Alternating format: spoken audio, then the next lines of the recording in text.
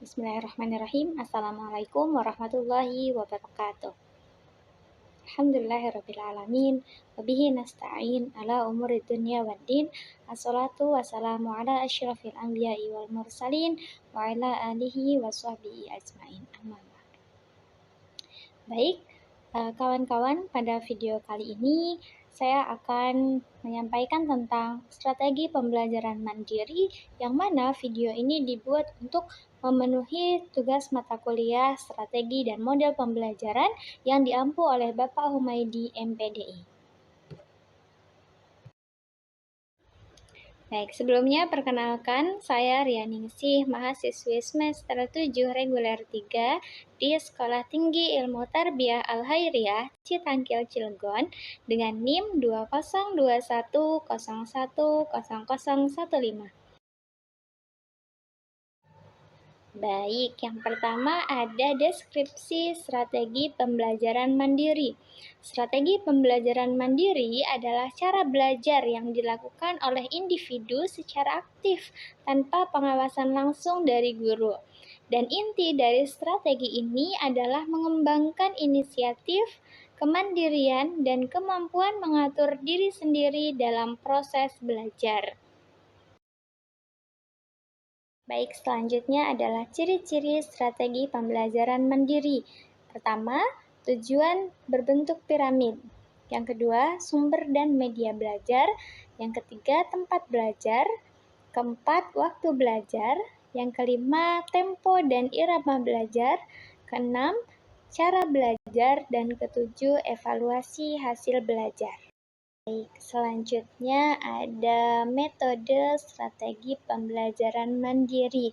Yang pertama ada small group discussion, yang mana metode ini dapat digunakan ketika akan menggali ide, menyimpulkan poin penting, mengakses tingkat skill dan pengetahuan siswa, mengkaji kembali topik di kelas sebelumnya, membandingkan teori, isu, dan interpretasi dapat juga untuk menyelesaikan masalah. Kemudian yang kedua, simulation. Ya, manfaat dari model ini adalah dapat mengubah cara pandang ataupun mindset siswa dengan cara mempraktekkan kemampuan umum dalam komunikasi verbal dan nonverbal, mempraktekkan kemampuan khusus, mempraktekkan kemampuan tim, mengembangkan kemampuan menyelesaikan masalah, mengembangkan kemampuan empati, dan lain-lain. Kemudian yang ketiga ada discovered learning. Metode belajar yang difokuskan pada pemanfaatan informasi yang tersedia, baik yang diberikan pengajar maupun yang dicari sendiri oleh siswa untuk membangun pengetahuan dengan cara belajar mandiri. Baik, metode selanjutnya adalah self-directed learning, yaitu proses belajar yang dilakukan atas inisiatif individu siswa sendiri. Siswa yang merencanakan, melaksanakan, dan menilai sendiri terhadap pengalaman belajar yang telah dijalani. Dilakukan semuanya oleh individu yang bersangkutan. Peran pengajar hanya sebagai fasilitator yang memberikan arahan, bimbingan, dan konfirmasi terhadap kemajuan belajar yang telah dilakukan oleh individu siswa tersebut.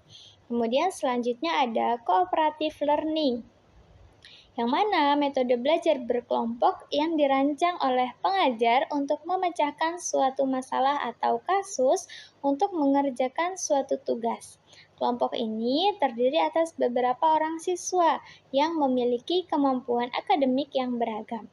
Metode ini sangat terstruktur karena pembentukan kelompok, materi yang dibahas, langkah-langkah diskusi, serta produk akhir yang harus dihasilkan semuanya ditentukan dan dikontrol oleh pengajar. Siswa hanya mengikuti prosedur diskusi yang dirancang oleh pengajar. Kemudian selanjutnya ada collaborative learning, yang mana metode belajar yang menitik beratkan pada kerjasama antar siswa yang didasarkan pada konsensus yang dibangun sendiri oleh anggota kelompoknya. Baik, metode selanjutnya adalah contextual instruction.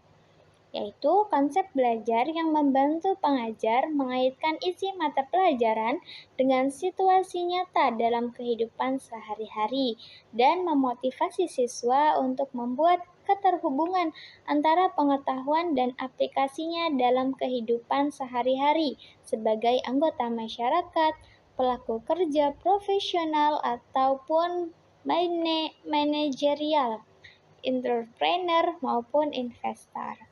Kemudian selanjutnya ada project based learning, yaitu metode belajar yang sistematis yang melibatkan siswa dalam belajar pengetahuan dan keterampilan melalui proses pencarian atau penggalian yang panjang yang terstruktur terhadap pertanyaan yang otentik dan kompleks, serta tugas dan produk yang dirancang dengan sangat hati-hati. Dan yang terakhir ada problem based learning, yaitu belajar dengan memanfaatkan masalah, di mana siswa harus melakukan pencarian atau penggalian informasi untuk memecahkan masalah tersebut. Baik, selanjutnya adalah langkah strategi pembelajaran mandiri. Yang pertama, menetapkan tujuan. Yang kedua, membuat rencana. Yang ketiga, mengikuti rencana dan mengukur kemajuan diri. Yang keempat, membuahkan hasil. Yang kelima, menunjukkan kecakapan melalui penilaian autentik. Baik, selanjutnya keunggulan dari strategi pembelajaran mandiri. Yang pertama, memberikan kesempatan baik kepada siswa yang lamban maupun yang cepat untuk menyelesaikan pelajaran sesuai dengan tingkat kemampuan masing-masing dalam kondisi belajar yang cocok.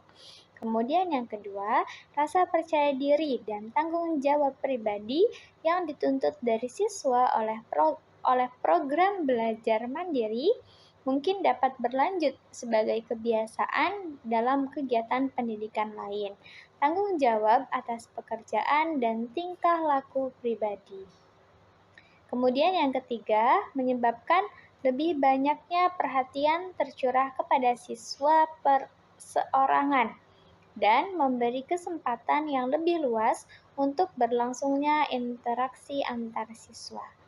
Yang keempat, kegiatan dan tanggung jawab pengajar yang terlibat dalam strategi pembelajaran mandiri berubah karena waktu untuk penyajian menjadi berkurang dan ia mempunyai waktu lebih banyak untuk memantau siswa dalam pertemuan kelompok dan untuk konsultasi perseorangan.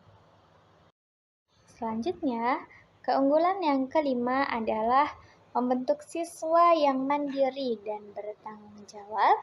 Keenam, siswa mendapatkan kepuasan belajar melalui tugas-tugas yang diselesaikan. Ketujuh, siswa mendapatkan pengalaman dan keterampilan dalam hal penelusuran literatur, penelitian, analisis, dan pemecahan masalah. Jika dalam menyelesaikan tugas-tugasnya siswa berkelompok menjadi semakin bertambah, karena melalui kelompok tersebut siswa akan belajar tentang kerjasama, kepemimpinan, dan pengambilan keputusan.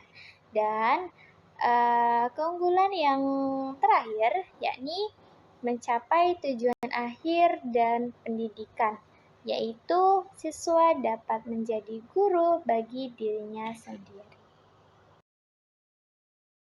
Baik, pembahasan terakhir adalah kelemahan strategi pembelajaran mandiri. Yang pertama, kurang terjadinya interaksi antara pengajar dengan pembelajar atau antara pembelajar dengan pembelajar apabila program belajar mandiri dipakai sebagai metode satu-satunya dalam mengajar. Kemudian yang kedua, strategi pembelajaran mandiri tidak cocok untuk semua pembelajar ataupun semua pengajar. Yang ketiga, kurangnya disiplin diri ditambah lagi dengan kemalasan menyebabkan kelambatan penyelesaian program oleh beberapa siswa. Baik, kelemahan selanjutnya adalah strategi pembelajaran mandiri sering menuntut kerjasama dan perencanaan tim yang rinci di antara staf pengajar yang terlibat. Juga koordinasi dengan pelayanan, penunjang sarana media, percetakan, dan lain-lain. Mungkin diperlukan atau bahkan merupakan suatu keharusan. Kemudian yang kelima, bila strategi ini diterapkan kepada siswa yang belum dewasa, ia belum bisa belajar secara mandiri atau masih memerlukan bimbingan. Yang terakhir adalah apa yang didapat dalam pembelajaran mandiri masih belum tentu benar, maka perlu melakukan pertanyaan ataupun diskusi. Mungkin hanya ini yang dapat saya sampaikan. Kurang dan lebihnya saya mohon maaf. Wassalamualaikum warahmatullahi wabarakatuh.